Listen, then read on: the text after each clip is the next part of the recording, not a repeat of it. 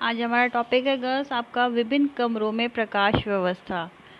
तो विभिन्न कमरे जैसा हमारे घर में आपका डाइनिंग रूम हो गया, किचन हो गई, आपके बाथरूम्स हो गए, टॉयलेट्स हो गए, आपके बेडरूम हो गया, गेस्ट रूम हो गए, तो इन आपका पूजा घर हो गया।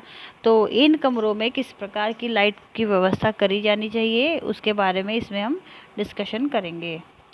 तो विभिन्न कमरों में प्रकाश व्यवस्था यानी light arrangement in different room. तो घर में प्रकाश व्यवस्था के आयोजन हेतु कुछ बातों का ध्यान में रखना आवश्यक है। फर्स्ट पॉइंट है आपका इसमें, प्रकाश व्यवस्था करते समय इस बात का ध्यान रखना चाहिए कि किन लोगों के लिए प्रकाश की व्यवस्था की जा रही है। जैसे आपके जो युवतियाँ होते हैं जो की अपेक्षा जो है अधिक तीव्र, जो आपके बुजुर्ग लोग होते हैं, बुजुर्ग व्यक्ति होते हैं, उनमें जो है जो जवान लोग होते हैं उनकी अपेक्षा तीव्र लाइट की आवश्यकता होती है, यानी तीव्र प्रकाश की आवश्यकता होती है। सेकंड पॉइंट है आपका, यह देखने की आवश्यकता है कि जिस स्थान पर प्रकाश व्यवस्था की जानी चाहिए है वह किस कार्य हेतु उपयोग में लाया जाता है, अर्थात रोशनी की आवश्यकता का निर्धारण। मतलब गर्ल्स ये पॉइंट आपको लोगों को भी समझ में आ ही गया होगा कि जहाँ पे मान लीजिए हमारा काम पढ़ने का है तो वहाँ हमें तेज लाइट की आवश्यकता की ज़रूरत होती है, जिससे कि हमारी आँखों की जो रोशनी है वो सही से काम कर सके और हमारी आँखों पर जोर ना पड़े। वहीं अगर हम बात करेंगे कि बेडरूम में, तो बेडरूम में जो अलमारियाँ होती हैं उस जगह पे हमें ज़्यादा तेज़ रोशनी की आवश्यकता होती है कंपेयर टू जिस जगह पे हम लेटे हैं उससे। दिन में प्रकाश और कृत्रिम प्रकाश को एकत्रित करना आवश्यक या उपयोगी है। जो दिन का प्रकाश होता है वो हमारे घरों में उनकी रोशनी ज़रूर आनी चाहिए, क्योंकि उससे क्या होता है, जो हमारा प्रकाश है, जो कृत्रिम प्रकाश है, उसकी आवश्यकता एक तो हमें नहीं होती है, फालतू की लाइट हम नहीं जलाते हैं फिर, और जो है बिजली के बिल का भी उपयोग, जो बिजली का जो बिल है वो भी कम आता है। तो इसके हमें कई फ़ायदे हैं जो आपका नेचुरल लाइट सोर्स होती है उसकी। फिर है आपका गैस प्रकाश में किस प्रकार की आवश्यकता है, सामान्य, स्थानीय या दबावपूर्ण, इनमें से कौन सा अधिक महत्वपूर्ण है। तो मतलब आपका जो भी सामान्य, स्थानीय, मतलब जहाँ पे हमारा लिविंग रूम है वहाँ पर किस प्रकार की लाइट की आवश्यकता है, या फिर इसमें से दबावपूर्ण, इनमें से कौन सा अधिक महत्वपूर्ण है। इन दोनों में से कौन सा अधिक महत्वपूर्ण है, या तो दबावपूर्ण महत्वपूर्ण है या फिर आपका स्थानीय महत्वपूर्ण है। यानी जहाँ पे हम लिविंग रूम है वहाँ पे आपका जो दबावपूर्ण रोशनी होती है, मतलब तेज लाइट की आवश्यकता होनी चाहिए। उपरोक्त आवश्यकता को पूर्ण करने हेतु रोशनी का कौन सा साधन उपयुक्त होगा, ये इस बात का हमें ध्यान रखना चाहिए। उपरोक्त सभी बातों को पूरा करने हेतु प्रकाश की मात्रा व उसकी गुणवत्ता को ध्यान में रखना आवश्यक है। जितनी भी सारी बातें हमने अभी ऊपर डिस्कशन की हैं तो उन सब को ध्यान में रखना है, और जो प्रकाश की मात्रा है, मतलब कितना प्रकाश हमें चाहिए, उसको भी हमें ध्यान में रखना है। प्रकाश की गुणवत्ता को भी ध्यान में रखना है कि जो तेज लाइट है, तेज वाट है, वो लोकल कंपनी का ना लें, क्योंकि लोकल कंपनी की लाइट्स जो जल्दी ख़राब हो जाती हैं और उनकी जो लाइट होती है वो आँखों में चुभती है। किसी भी प्रकाश व्यवस्था की सफलता उस स्थान के दृष्टिगत आराम द्वारा निर्धारित होती है जिसे रोशन किया गया है। जब भी कोई प्रकाश व्यवस्था है या उसका सक्सेस होना कब होता है, जो भी स्थान पे हम लाइट की रोशनी की है तो उस एरिए में जो है हमें आराम मिल सके, उस एरिए के में अगर हम कोई काम कर रहे हैं तो वो सूटेबल ढंग से हो सके, हमारी आंखों पे जोर ज़्यादा ना पड़े। दृष्टिगत आराम का अर्थ है कि रोशनी, छाया और प्रतिबिंब से मुक्त हो और रोशनी न तो बहुत मंद हो और न ही चमकदार हो। तो गर्ल्स अभी मैंने आपको बताया था कि जो भी हम रोशनी प्रकाश यूज़ कर रहे हैं वो इस तरीके का होना चाहिए जिससे कि हमें उससे आराम मिल सके, वो हमारी आंखों में ना चुभे, और ऐसा ना हो कि जब हम उसे जलाएं तो हमारी जो प्रतिबिंब है, मतलब हमारी छाया ही हम पर पड़े और ज़्यादा तेज वो रोशनी ना हो। वर्तमान समय में अधिकतर घरों में स्थित किए हुए स्थापक यानी pendant and surface mounted fixer और टेबल व फ्लोर लैंप का उपयोग प्रकाश व्यवस्था हेतु किया जाता है। तो आपका पेंडेंट एंड सरफेस माउंट जो फिक्सर होते हैं, आपने देखा होगा कभी टेबल लैंप जो है आपके इस तरीके के बने हुए होते हैं कि उन्हें हम फिक्स भी कर सकते हैं।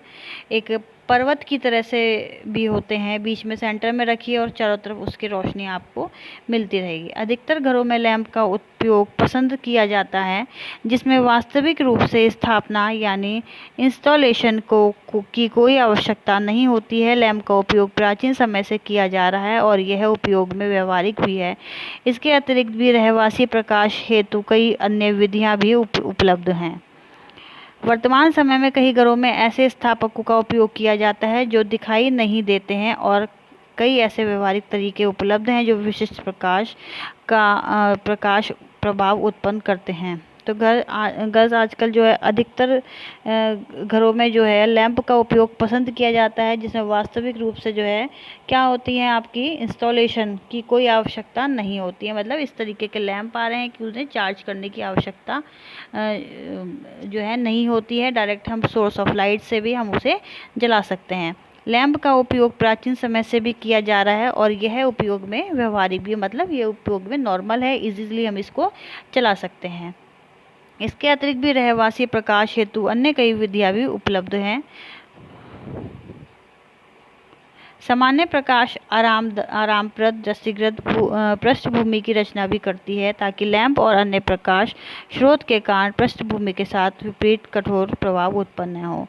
तो जो सामान्य प्रकाश होता है गर्ल्स आपका जो है वो क्या होता है, हमें आरामदायक होता है, हमारी आंखों की दृष्टि को आराम देता है, हमें देखने में सहायता प्रदान करता है, जिससे कि लैंप और जो अन्य प्रकाश के स्रोत हैं उसके कारण जो है भूमि पृष्ठ के साथ, जो मतलब हमारी नीचे की धरती है उसके साथ उसका कठिन टकराव न हो। ऐसा ना हो कि जब वो जले तो जो हमारी फर्श है उससे मतलब उस जगह पे भी गर्माहट फैल जाए या फिर वो ज़्यादा तपन उत्पन्न करे। सजावट विशेषज्ञ द्वारा कई तरीकों की प्रकाश व्यवस्था की जा सकती है। हमारे यहाँ प्रत्येक कमरे हेतु कुछ सुझाव दिए जा रहे हैं जो प्रकाश व्यवस्था हेतु सहायक सिद्ध हो सकते हैं।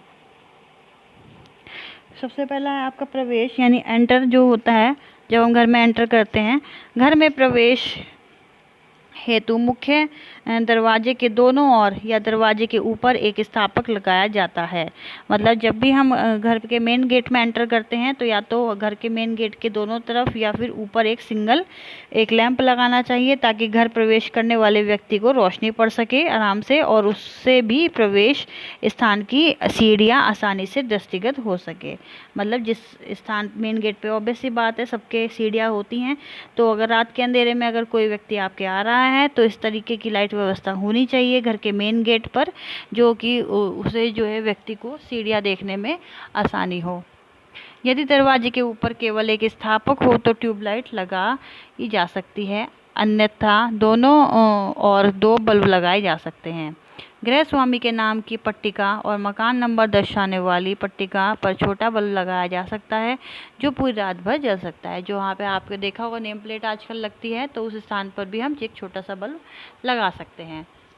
प्रवेश करने के पश्चात घर के अंदर के कॉरिडोर में छत इस प्रकार प्रकाश व्यवस्था करनी चाहिए कि वह पूरे समय प्रकाशित रहे। जो भी आपका कॉरिडोर है छत पे, तो वहाँ पे इस तरीके की व्यवस्था होनी चाहिए कि वो पूरी रात जो है प्रकाशित कर सके चारों दिशाओं में। ऐसी जगह पे लाइट लगी होनी चाहिए। यदि ऊपर की ओर मंजिल हो तो सीढ़ियों पर इस प्रकार व्यवस्था करनी चाहिए ताकि सीढ़ियों पर किसी प्रकार की छाया न पड़े।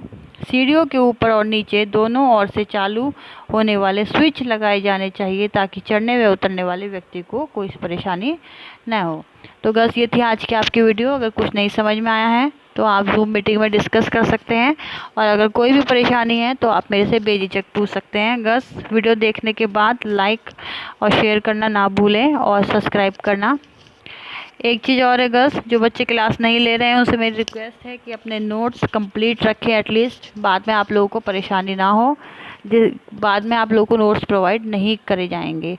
अगर आप लोगों के पास मोबाइल नहीं है तो वो बात है दूसरी, लेकिन जिन लोगों के पास मोबाइल है कम से कम वो बच्चे अपने जो है नोट्स कंप्लीट रखें। और जो बच्चे क्लास नहीं ले रहे हैं जूम क्लास, तो उनसे भी मैं कह रही हूँ आप लोगों के नाम जो है सब मेंशन है हमारे पास में।